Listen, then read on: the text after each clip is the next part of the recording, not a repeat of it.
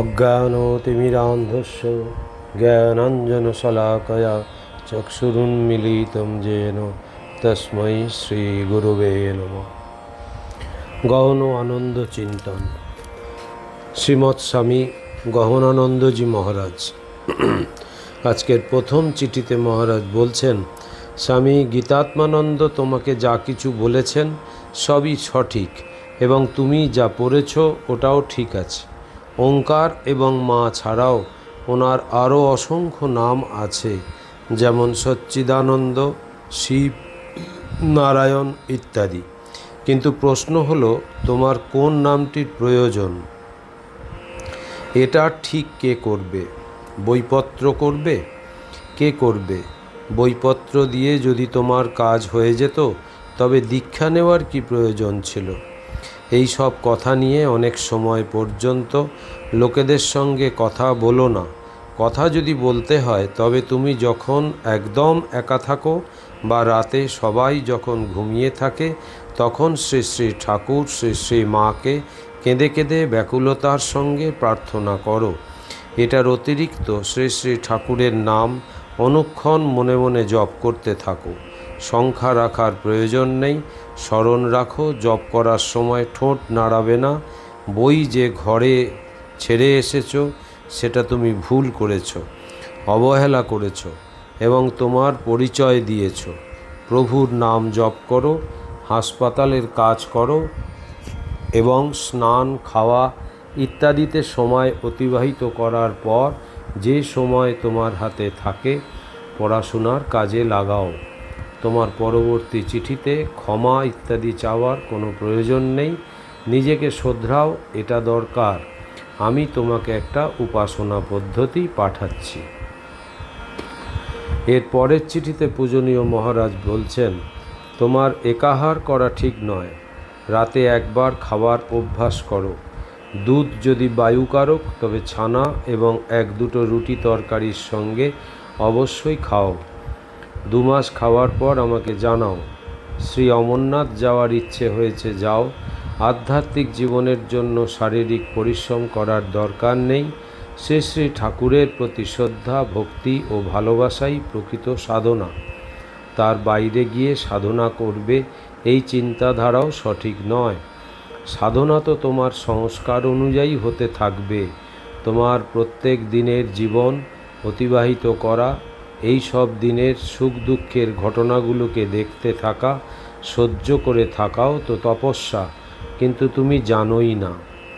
আমি তোমার কল্যাণের জন্য আমাদের প্রভুর কাছে নিত্য প্রার্থনা করি।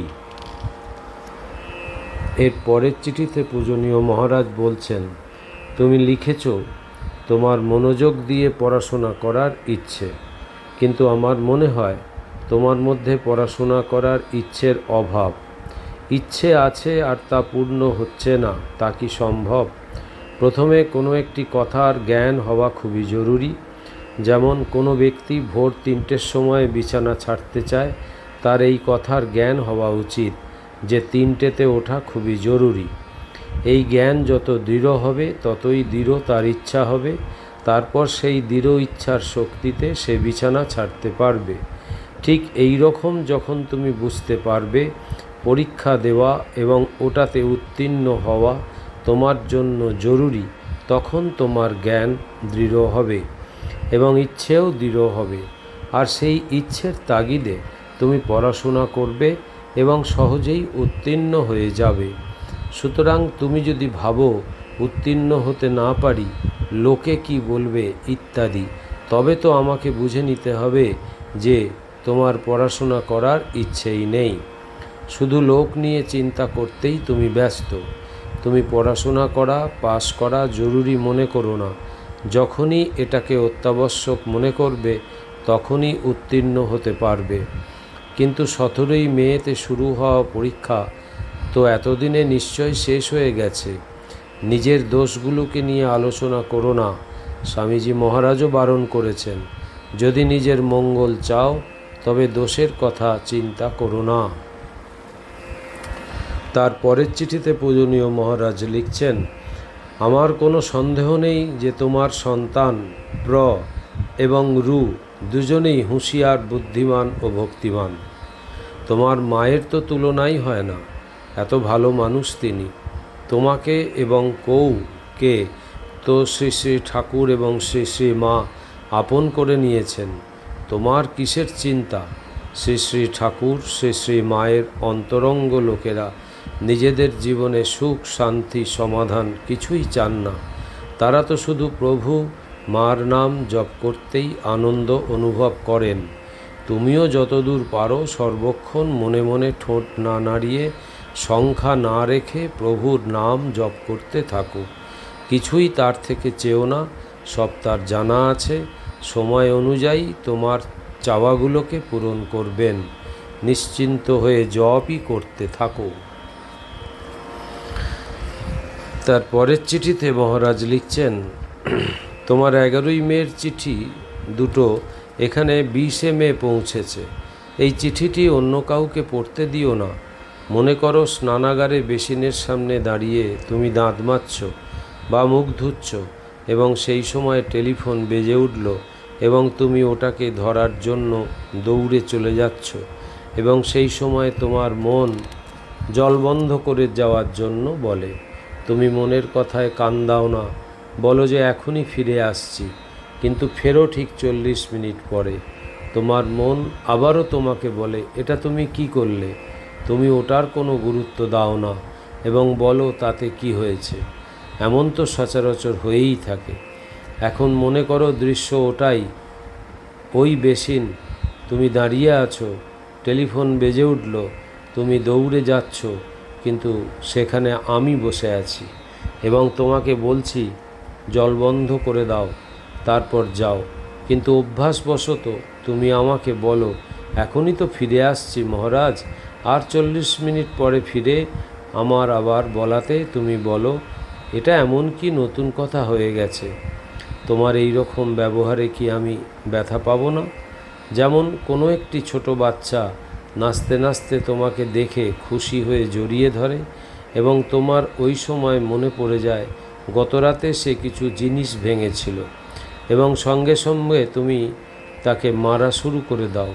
তখন সেই বাচ্চাটার চেহারায় যে কষ্ট হবে, সেই রকম কষ্ট আমারও হবে তোমার ব্যবহারে। কিন্তু আসল কথাটি হলো, তুমি সারাদিন এই রকম ব্যবহার শতবার, হাজারবার মনের সঙ্গে করো। স্বামী বিবেকানন্দ এমন করতে বারণ করেছেন। কথা এতটুকু, যখনই তোমার মন তোমাকে বলে এমন করো, সঙ্গে সঙ্গে ওটা করো। যখন মন বারণ করে তো সেই কাজটি করো না। এইভাবে মনের সঙ্গে একটা সম্পর্ক স্থাপন করো, তারপর ওর চমৎকারিত্ব দেখতে থাকো। স্বামীজি এটাও বলেছেন, সংসারে আছো, অনেক সময় হতে পারে তুমি তোমার মনের কথা মতো কাজ করে নাও উঠতে পারো।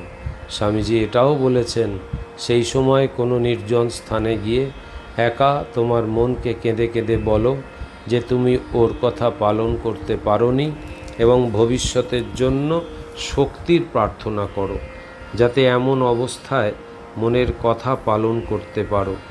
তার অতিরিক্ত এটাও করো, মানুষ যেমন ডায়েরি ইত্যাদি লেখে, তেমনি তুমি তোমার মনে নোট করো যে এটা তোমার দুর্বলতা ছিল, যে তুমি তোমার মনের কথা পালন করতে পারোনি। শ্রী শ্রী ঠাকুর বলেছেন, তুমি যদি 1 পা তার দিকে বাড়াও, তবে তিনি 10 পা তোমার দিকে এগিয়ে আসবেন।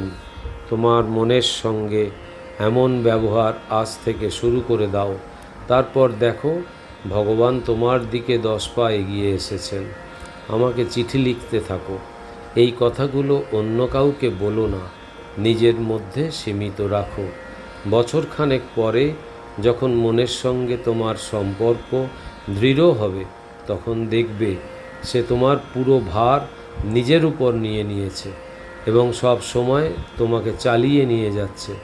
তখন ইচ্ছে হলে কয়েকজনকে বলতে পারো। এর পরের চিঠি মহারাজ লিখছেন, আমি তো তোমাদের দুঃখী হওয়ার কোনো কারণ দেখছি না। তোমার দীক্ষা হয়ে গেছে। শ্রী শ্রী ঠাকুর তোমার হৃদয়ের অন্তপুরের আসনে বসে তোমাকে চালিয়ে নিয়ে যাচ্ছেন।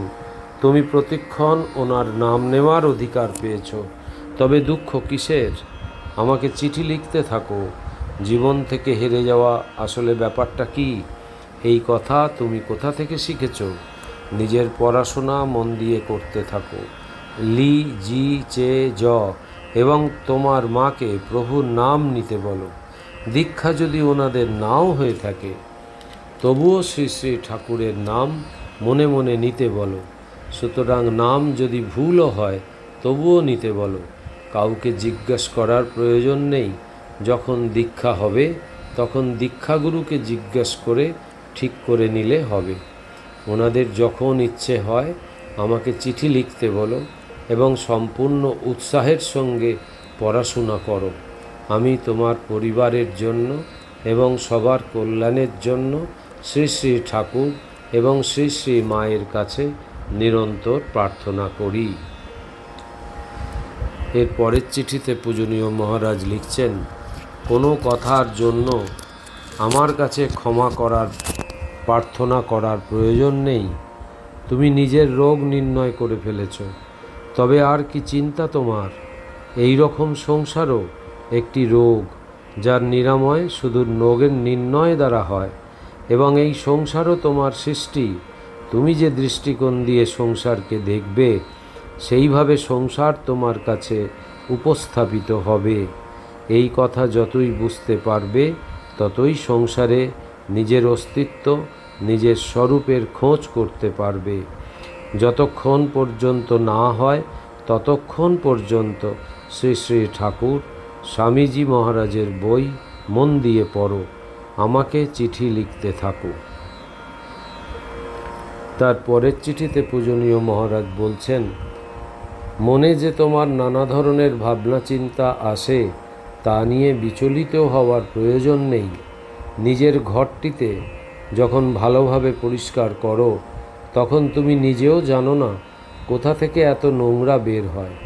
তেমনি তুমি যখন শ্রী শ্রী ঠাকুরের পূজা করতে বসো, তখন তোমার মন যেমন সমগ্র একাগ্র হতে থাকে, তেমন তেমন তোমার মনের সমস্ত সংস্কারগুলো বেরিয়ে আসে এবং সেই সংস্কারগুলোর বিলুপ্তি ঘটে। এই প্রক্রিয়াই হচ্ছে মনের শোধন প্রক্রিয়া। এই প্রক্রিয়ার দ্বারা তোমার মন ক্রমে শুদ্ধ হতে থাকবে। সুতরাং পূজা করবে না এই কথাটি আর বলো না। এটা তোমার সৌভাগ্য মনে করো যে শ্রী শ্রী ঠাকুর তার পূজার জন্য তোমাকে চয়ন করেছেন। এমন কথা নয় যে তুমি ভালো নও, তুমি ভালোই আছো এবং ক্রমে ক্রমে পবিত্রতার দিকে অগ্রসর হচ্ছ। নিশ্চিন্ত থাকো এবং শ্রী শ্রী ঠাকুরের সেবা করতে থাকো যতক্ষণ পর্যন্ত তুমি তার পূজার অনুমতি পাচ্ছ। আমি তোমার আধ্যাত্মিক উন্নতির জন্য শ্রী শ্রী ঠাকুর, শ্রী শ্রী মা তথা স্বামীজি মহারাজের কাছে নিরন্তর প্রার্থনা করি।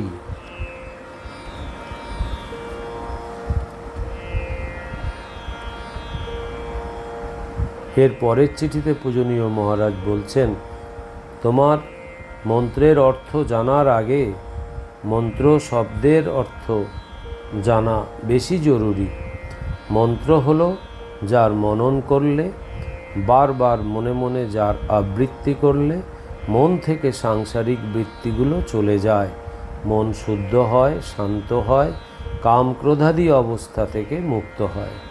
তুমি তো শ্রী শ্রী ঠাকুর সম্পর্কে পড়েছ এবং ওনার জীবনকে তুমি নিজের জীবনের আদর্শ মনে করো এবং মনে করো ওনার নাম জপ করতে থাকলে তোমার মন ক্রমশ নির্মল হয়ে যাবে। তাই তিনি তোমার ইষ্টদেবতা এবং সেই জন্য তুমি ওনার নাম জপ করো, যা তোমার শ্রী গুরু তোমাকে বিধি অনুযায়ী প্রদান করেছেন। মন্ত্র দেবতারই নাম। যে বিষয়গুলো উত্তীর্ণ হওয়া বাকি আছে সেটা তৈরি করো। ধ্যান জপ বিধিপূর্বক করতে পারো না তো কোনো ব্যাপার নয়, পড়াশোনা সম্পূর্ণ করো। এমটেক করলে আমি খুশি হব। তার পরের চিঠিতে পূজনীয় মহারাজ বলছেন, চার্টার্ড অ্যাকাউন্টেন্সি তুমি পড়া শুরু করেছো, কয়েক বছর এটাতে মন বসাও। শুধু উপাসনা পদ্ধতি যে ছোট বই তোমাকে দীক্ষার সময় দেওয়া হয়েছে ওটাতে বলা বিধিগুলো নিয়মপূর্বক পালন করো এবং সকাল, সন্ধ্যা এবং মধ্যাহ্ন ভোজনের আগে স্নান করার পর এই 3 বার ধ্যান জপের ক্রমগুলো করতে থাকো। এখন কয়েক বছর যখন তুমি ধ্যান করতে বসবে তখন তোমার মনে সাংসারিক কথাগুলো আসতে থাকবে। যেমন ধরো তুমি 30 বছর পর্যন্ত বন্ধ রাখা কোনো ঘর খুলে ওটাকে পরিষ্কার করতে লেগে পড়ো, তো প্রথমে কিছুদিন পর্যন্ত তোমাকে নোংরা আর নোংরার সম্মুখীন হতে হবে এবং তা সত্ত্বেও যদি তুমি পরিষ্কার করতে থাকো তবে কিছুদিনের মধ্যে সেই ঘরটি সম্ভবত তোমার বাস উপযোগী হয়ে উঠবে। নিজের মনকেও এইভাবেই মনে করো। তুমি জানো না এখন তোমার দীক্ষা হয়েছে, এর অর্থ হলো তুমি নিজের মনকে পরিষ্কার করা শুরু করে দিয়েছো, কিন্তু এই কাজটি খুব ধৈর্যের সঙ্গে করো, তাড়াতাড়ি করো না, না হলে অসুস্থ হয়ে পড়বে। তো আমি তোমার আধ্যাত্মিক প্রগতির জন্য ভগবান শ্রী শ্রী রামকৃষ্ণদেবের কাছে প্রার্থনা করি। ওম নিরঞ্জনম নিত্যম অনন্তরূপম ভক্তানুকম্পাধীত বিগ্রহং বৈ ঈশাবতারম পরমেশমিড্ডম তং রামকৃষ্ণম শিরসা নমামহম। শ্রীরামকৃষ্ণার্পণমস্তু।